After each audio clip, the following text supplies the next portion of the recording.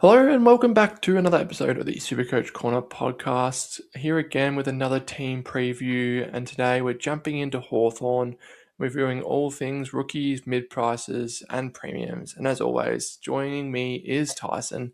Tyson, can you get stuck into the team? Yeah, let's get straight into it with the Hawthorn Hawks.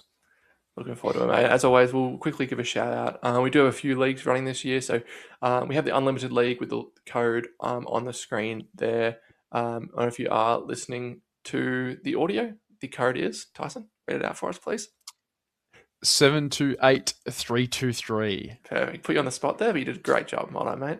Um, and if you are interested in some little slight competitiveness, we are running some cash leagues as well. So feel free to head to our socials for more information on that, as well as one draft league. But spots are filling up pretty quickly. So if you are interested, shoot us a message, and we'd be more than happy to talk you through that.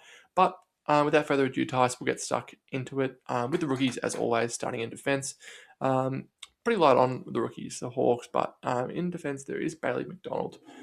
Played a little bit of senior footy last year, and has done in his career. He's at 122k as a defender. If he gets a game, maybe there's a world in which we're picking him, but Hawthorn's defence is pretty stacked. Yeah, he played 6 games last year, pretty much all as the sub. So, yeah, with no sub rule now, it might vote as a chance for him, and he might be able to take it with both hands. But he'd be that guy that's going to be the distributor in the defence. So it could be something that we look at, but I'm probably not picking it at, until I hear a bit more or see a bit more from the Hawks. Yeah, no, I couldn't agree more. With the 5 on the bench, it could help him, but we'll have to wait and see how that team shapes up. Into the midfield, Tice, their highest owned player this year, which says a lot about Hawthorn's Supercoach relevancy, is Ollie Greaves. He's a 99k mid. Was a big slider in last year's draft, was touted as a top 20, top 30 pick, and didn't go in the national draft, ended up sliding to the rookie draft where Hawthorn picked him up. So there's a lot of talents on the young kid. I think they're really expecting him to make an impact at AFL level, maybe not straight away, but from all reports, he is training really well as well. So I think it is one we just got to keep an eye on. There is midfield spots up for grabs at Hawthorn. They don't have the strongest midfield compared to the rest of the lines. So there's spots there. If he continues to train well, who knows? But you just got to wait and see, I guess. Yeah, there's a bit of talk of him already in the midfield rotation during like preseason, just like training. Like he's doing midfield training drills and that kind of stuff, and he's impressing at the preseason. Like he's showing his potential, and apparently he's just got elite composure with the footy. But yeah, like you said, a massive draft slider with Will Day out for the first bit. They didn't get Zach Merritt. They've lost James Warple. They've got to find something in that midfield again. And yeah, I mean, we'll probably get to the guys that benefit more when we talk about the premiums, but I don't hate the shout of one of these midfielders, which will rookies, that I should say, and their ability to possibly get into that midfield rotation. Yeah, I think that they have a free shot at the Hawks if they want to give one of their rookies a good crack at it. But yeah, it could be him. It could be Jack Dalton, who we're talking about next, who's also been training really well. He slid a little bit from all reports. I think won the 2K time trial at last year's draft, and small kid, but just runs some tries all day. So another one that might put his hand up to play round 1 or round 0. But again, we'll just have to wait and see how that team sort of lines up. Yeah, he's Jack Dalton is dominated at the talent league level. So came back from a couple of broken wrists 9 months early, from what I can see, and then straight away put up over 30 disposals in his first game back. So this kid is a freak. He's slid a long way down, and I think Hawthorn have got a steal here. He could get games early. As an outside player, could be one on the wing or something like that. So just keep an eye on Jack Dalton during the preseason. Yeah, for sure. One that I think will really benefit from Will Day's injury and the omission of James Warple is Sam Butler. played towards the back half of last year. Played a little bit in the midfield, played a bit as a sub, a little bit as a small forward. Didn't score all that great when he came into the senior side, but hence why he's priced under 200k, at just under 197k. He's a mid forward, Tyus. Played his best footy at VFL level last year as a midfielder. Provides a lot of speed and burst away from the contest. I think it's what Hawks need. What a lot of Hawks fans want is to have him in the midfield.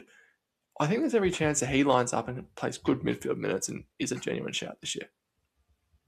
Yeah, and the fact that he played in Hawthorn's finals campaign is sort of speaks volumes of this kid. Being under 200k, he scored an 88 in one of those finals games as well against Adelaide. So he's definitely got the talent and has shown that. With a few CBAs, should score pretty well. We just need to see that he's got that role before we commit to anything like that. But yeah, I don't hate this pick. He just does come at that inflated price. Yeah, but it's still at a decent price, and it's probably better than the next guys who I think he's sort of fighting with. We'll jump into the mid prices, and one guy who Butler sort of leapfrogged towards the back end of last year was Cam Mackenzie, highly rated youngster. I think they still really rate him internally, and I know his name was floated a lot in those Zach Merritt trades, but obviously ended up staying at the Hawks. Seems to be who they want to be their long-term midfielder to sort of partner Jai Newcomb, but just hasn't taken a game at AFL level by the scruff of the neck yet. If you're tossing between him and Butler, you're taking Butler because of the value, but I think Cam Mackenzie does have the upside if he can really take his game to AFL level. But I think he's a little bit too expensive for mine. He's, I think, 370k. It's just a lot to pay for a big risk. Yeah. And when he went back to the VFL level, he was just consistently putting up 25 plus disposals. So we know he can do it. He just needs to convert that into the AFL level. So, but yeah, I think he was playing mostly on the wing or half back in the VFL for Box Hill. So yeah, if we see it at AFL level, maybe, but I can't back that in just yet. But another mid-pricer that we has had a lot of talk in the preseason is listed as a forward is Connor McDonald, and he's priced at 381k as a forward. There's a bit of talk about him going into the midfield, Das. What's going on here? Do I have to make way for a Hawthorn player? I never make way for a Hawthorn player. Don't you worry about that, mate. But no, I think it was sort of squashed a little bit yesterday from Sam Mitchell, who basically said he'll be playing predominantly as a forward. He's been training in the midfield. I think maybe they added that little string to his bow and give them more options, because it just seems like it's going to be a merry-go-round for that fourth, fifth midfielder this year for the Hawks. It'll be Jai Newcomb. I think Josh Ward will be in there. I think Connor Nash will be in there. But yeah, the fourth and fifth guy will really just be rotating, and it'll be interesting to see who it is. I think they want to try Connor McDonald through there, but I wouldn't be confident enough to pay 380k for him. So, no, I wouldn't be looking there. Yeah, I'm not either. Like you said, I think they're just adding that string to his bow.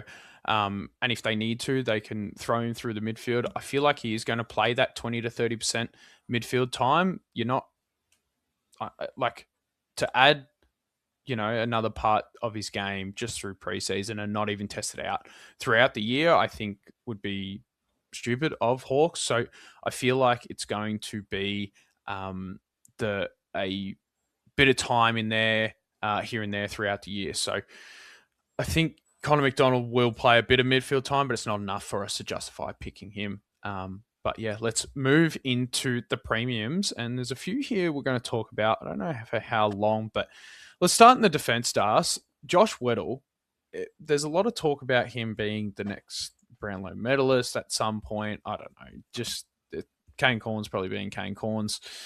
What do you feel on Josh Weddle as a SuperCoach pick of 432k? I hate it. I think he's, I don't think he's a SuperCoach relevant player at all. I think if he gets the perfect role of halfback, he can maybe, average 90 for a year, 85 potentially if he's got that dream role. But he doesn't, because he's behind Sicily, he's behind Barras as that, intercepting defender. He might split up to a wing. He plays a bit of half forward. I wouldn't be touching anywhere near Josh Weddle. He just gets thrown around everywhere. He'll get CBAs at some point as well because Sam Mitchell doesn't care where he plays. Josh Weddle, he'll play everywhere. So plays in the ruck as well sometimes. So no, I wouldn't be touching him. A couple of other defenders, Tice, who I think are somewhat more relevant. James Sicily finished last year like the James Sicily that we knew. Any interest there? I don't mind it. It's just as the years go on, I'm less and less on James Sicily. He's probably just going to float forward again when they need him to, and then you're just going to get another 30 or 40 score, which just really ruins your weekend. Yeah, he's not at his best that we've seen in previous seasons in terms of being a Supercoach beast. He's still a good player, but yeah, I don't think we can go near James Sicily. Do you feel the same? Yeah, I feel the same. We both picked him up last year towards the end of the year when he dropped to a really nice price, and there was no Josh Weddle. So we knew what his role was. Like you mentioned, when they've got their full array of defenders, he's one that can easily be swung forward or even just play more of a lockdown role. So yeah, I wouldn't be looking at Sicily. When they're fully fit, Carl Amon, similarly, Tice at 520k. I don't want to pay that much for a guy who, albeit is a great player, you don't know what you're going to get. You know what you're going to get from him. He'll score you 90 to 100 most weeks, and you might have an off game here or there. But yeah, I just don't want it's. There's nothing enticing about the pick for mine. Yeah, 520k. Like, I don't hate it. He's not going to be a top 8 defender, but he's not going to drop down and really hurt your cash. He's going to sit around that 500k range. Just going to be that guy that's just going to be handy. He might have the odd game where he pops off here and there. We saw last year dropped 150 against Geelong, 130 against North, but there's some other games. He's just going to be that nice little 90 to 100 range. So it's probably not enough for us to pick in Classic. Let's move to the midfield where there's no Will Day to start the year, which hurts because I was going to start him. But does that open the door for Josh Ward at all? I wouldn't look there. He played most of the year last year with no Will Day. Obviously, we know what Will Day's body's like, and he didn't set the world alight. I don't at 450k. If you're picking someone at that price, you're kind of hoping that they take their game to that next level and they challenge with the top midfielders in the comp. I don't see Josh Ward doing that. So yeah, I think there's better options around that price.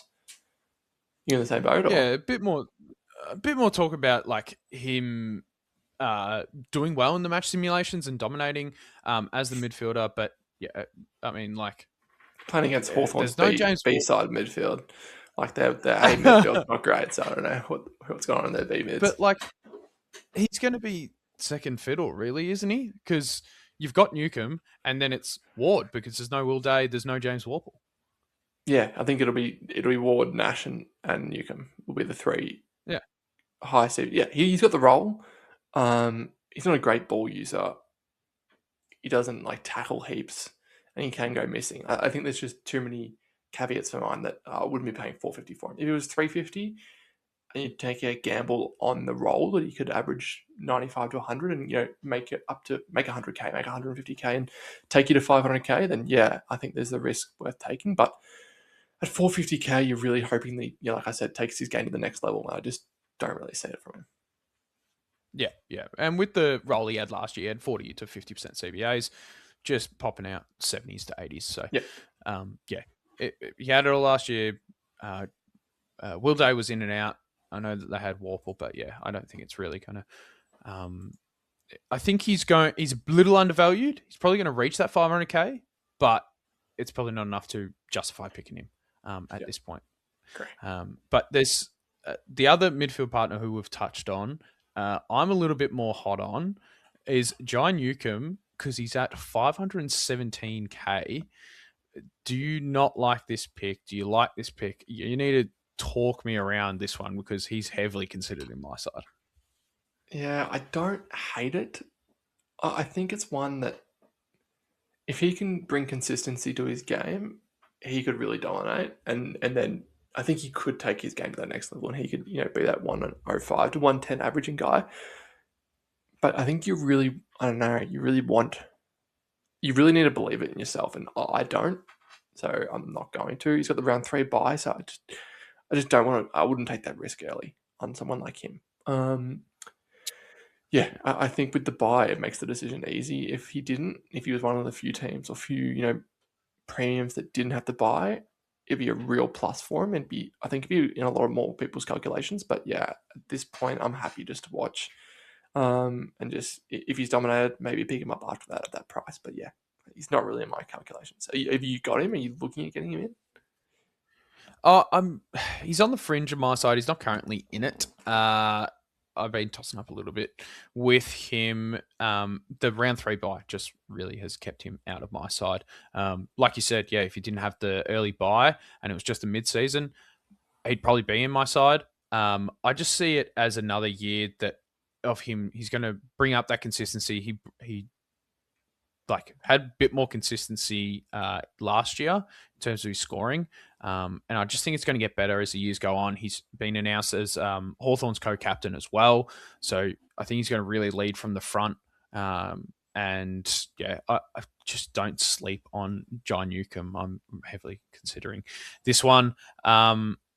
Let's move to the ruck line where you've got Lloyd Meek, one of the higher end rucks that we've seen in terms of scoring last year, valued at 550k. Would you look at Lloyd Meek throughout the year to start the year? We don't know what's going to happen with the ruck rules. Does Lloyd Meek tickle your fancy? Nah, not really. Unfortunately for Meek, he's a good player, but the way rucks work in SuperCoach, you only need 2, and there's probably 6 or 7 ahead of him. So, no, I wouldn't be looking at Lloyd Meek.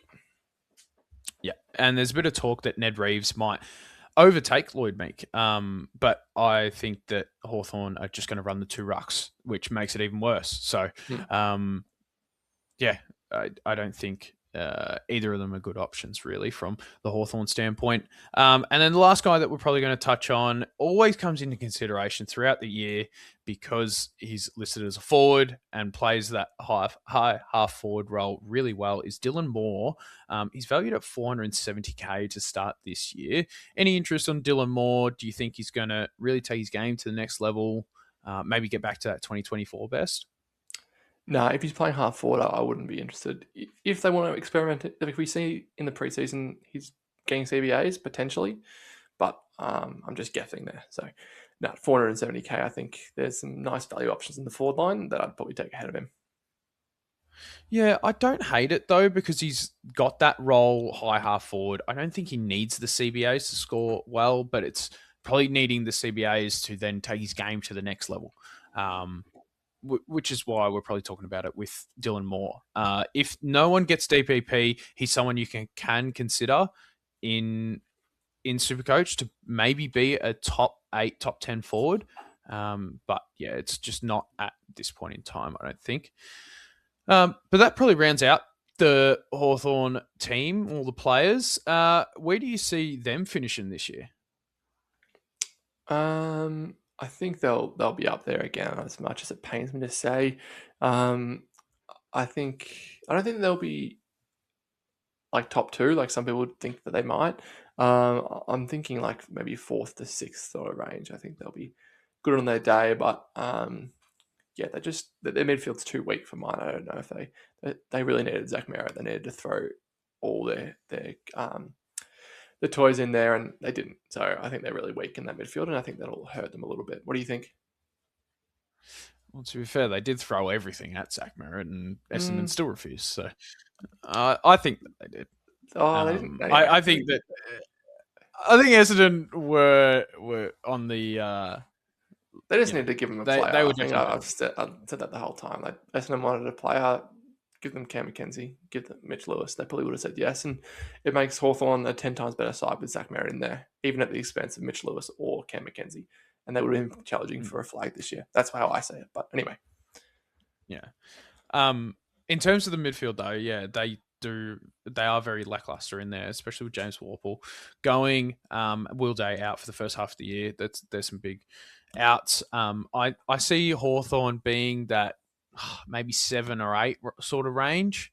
Probably just getting into that wild card round. I don't see them going as well as last year. So that's where I see Hawthorn. But that's probably it for the podcast. Well, with their early fixture, they've got a hard early fixture. They play Sydney, Geelong, Bulldogs. They've got Essendon in there, Port Adelaide, Gold Coast, Collingwood, Freo. That's just the first 9 rounds. So that's a very tough opening draw. So if you are considering a Hawthorn player, proceed with caution, noting their early fixture because, their scoring won't reflect too well. But that's probably it for Hawthorn. I guess I'll see you in the next one then, Das. We'll move on to Melbourne. Sounds good. Looking forward to it. Go the D's. Easy. Thanks, mate. Thanks, mate.